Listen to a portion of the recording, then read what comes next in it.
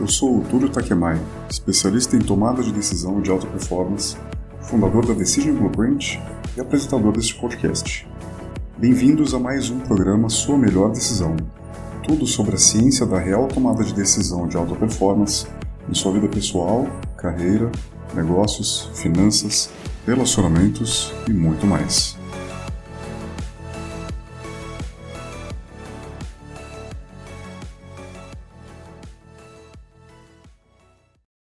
Olá, vamos iniciar mais um episódio do nosso podcast.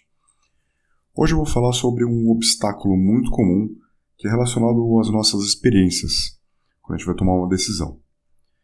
Esse obstáculo é nosso excesso de autoconfiança sobre o nosso poder de prever o futuro.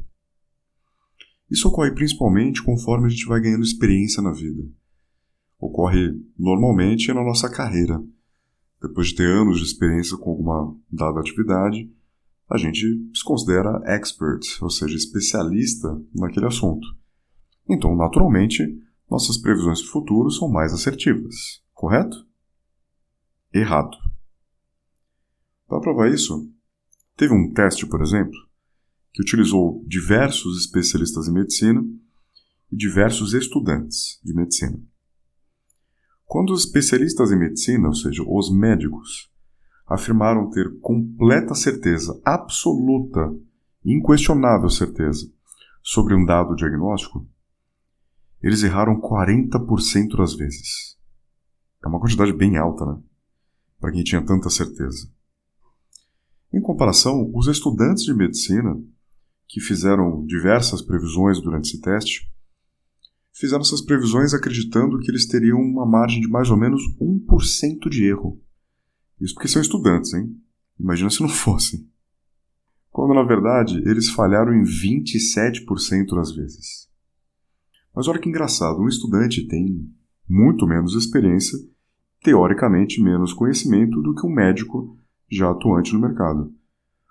Enquanto os médicos erraram 40% das previsões, os estudantes erraram só 27%. Só considerando que são estudantes, né? E considerando também a comparação com os médicos.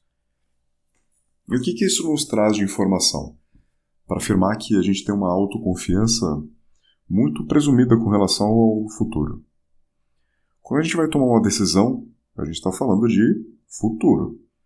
O futuro nada mais é do que o presente que vai se concretizar. Ou seja, é algo que ainda não aconteceu. Só que é aí que está o pulo do gato. Não aconteceu. Então a gente está usando informações que a gente tem de eventos que já ocorreram.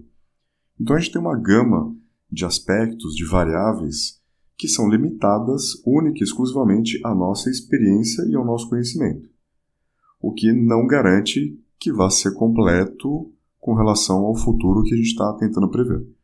Ou seja, aquele futuro pode ter N variáveis a mais, pode não ter inclusive nada a ver com aquilo que a gente experimentou, mesmo apresentando características muito parecidas, mesmo nos fazendo acreditar que esse aqui é o mesmo caminho que eu tomei semana passada, isso aqui é a mesma coisa que aconteceu no meu relacionamento anterior, ou esse aqui é o mesmo tipo de projeto de fulano de tal fez lá e eu acompanhei. Só que na prática, a gente não controla o futuro, né? Então, quando o futuro chega, ele normalmente surpreende a gente, seja de uma forma positiva ou negativa.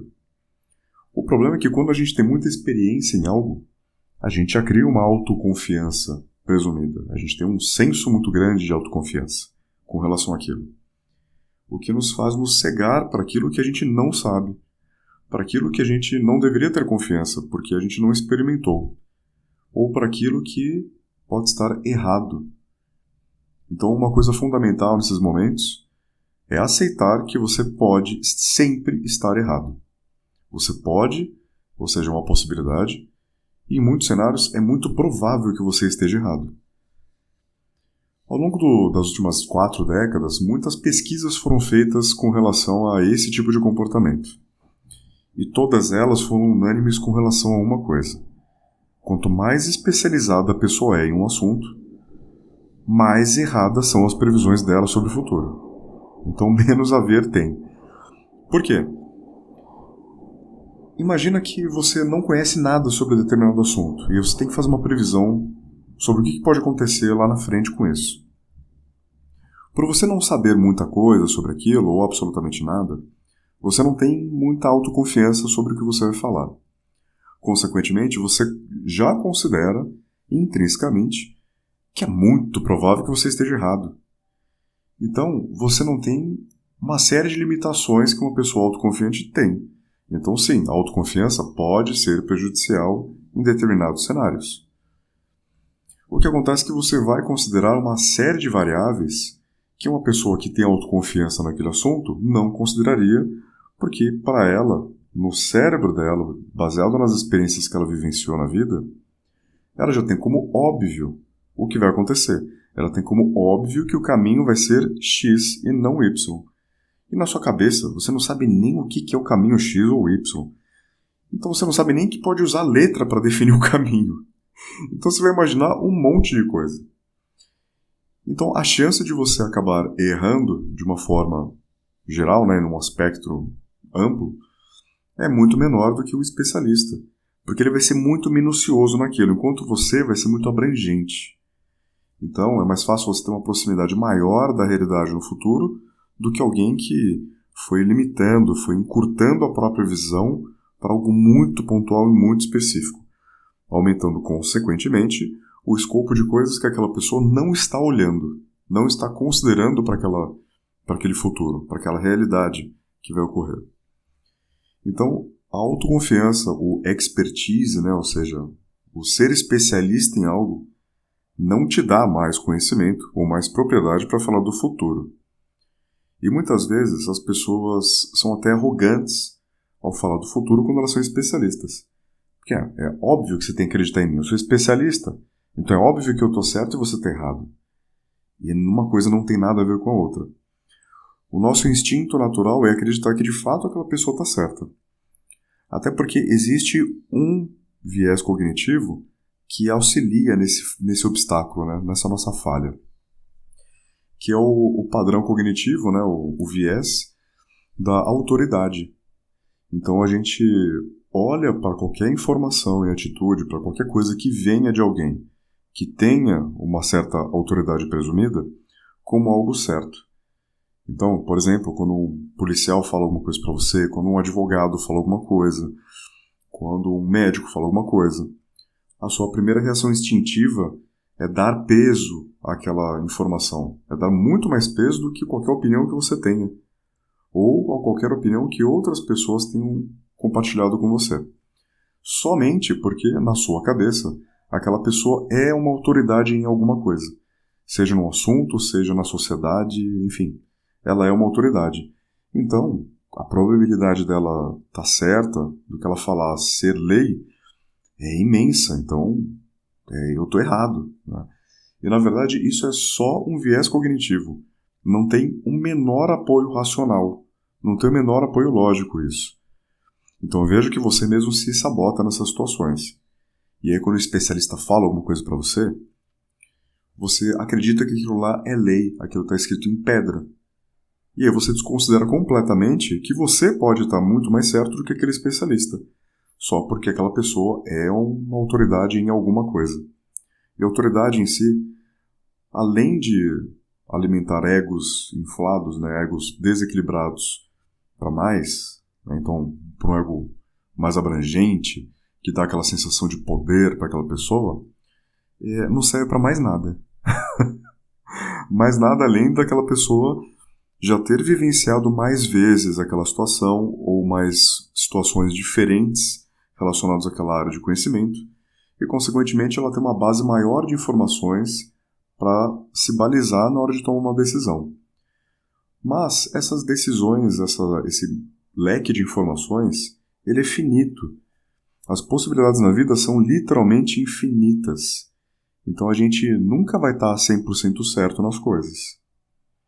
Então tome muito cuidado quando você for prever o futuro baseado em experiências passadas ou baseado em conhecimento que você já adquiriu, porque a probabilidade de você errar é imensa. E aí outro padrão cognitivo que eu falei, acho que 2 episódios atrás, que é o enquadramento estreito, entra em ação, porque você começa a considerar as possibilidades como binárias, ou seja, zeros e uns. Então, ou vou conseguir 100% ou não vou conseguir nada. Ou vou estar 100% errado ou vou estar 100% certo. E na verdade não é isso. Você pode ter errado na previsão que você fez, mas você pode ter errado parcialmente. Parte da previsão que você fez pode ter sido correta. Pode acontecer. Então, quando você vislumbrar no presente o futuro que você visualizou, você vai descobrir. Se, olha, eu estava mais certo do que errado na hora que eu previ, ou mais errado do que certo. Lembrando que não é 0 e 1. E lembrando que você não tem o poder de prever o futuro, não tem nem a obrigação, e isso é um problema seríssimo na sociedade, principalmente quando a gente fala de carreira, que as pessoas acham que quanto mais experiência, maior a sua obrigação em estar sempre certo. E isso é algo que você alimenta também. Então, vamos matar esse mal pela raiz, né? Vamos matar essa ignorância, né? Ou seja, esse desconhecimento de como a gente funciona, para que a gente consiga construir um caminho muito mais saudável, para que você consiga ser muito mais assertivo nas decisões que você toma, sem ficar se afetando tanto emocionalmente. E aí, falando de emoções, aí tem um outro escopo gigantesco de efeitos emocionais que geram consequências físicas, psicológicas, enfim, N consequências, e tem muitos vieses relacionados a isso também, que eu vou abordando ao longo do caminho, até para não te dar uma enxurrada de informações e te deixar perdido ou perdida com esse monte de coisa. Então, por hoje eu vou parando por aqui. Acho que já dei mais alguma palhinha aí para você refletir sobre a sua vida, refletir sobre como você age, refletir sobre não só o seu conhecimento, mas a forma como você utiliza o conhecimento para prever o futuro e a forma como você se relaciona emocionalmente com o resultado daquilo que vai acontecer, né, para você não ficar entre zeros e uns também só. E acho que isso já tira alguma boa carga das suas costas. E a gente se vê na próxima. Tchau, tchau.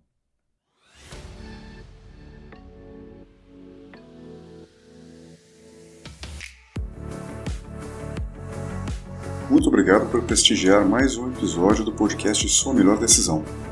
Acompanhe nas redes sociais, se inscreva nos canais, contribua compartilhando este podcast com o mundo e certifique-se de não apenas ouvir, mas aplicar todo este conhecimento e conhecer meu trabalho, meu framework de tomada de decisão de alta performance na Decision Blueprint. Envie pedidos e sugestões de temas para explorar em detalhes dentro do mundo da ciência da tomada de decisão de alta performance. Use a hashtag Sua Melhor Decisão e até o próximo episódio.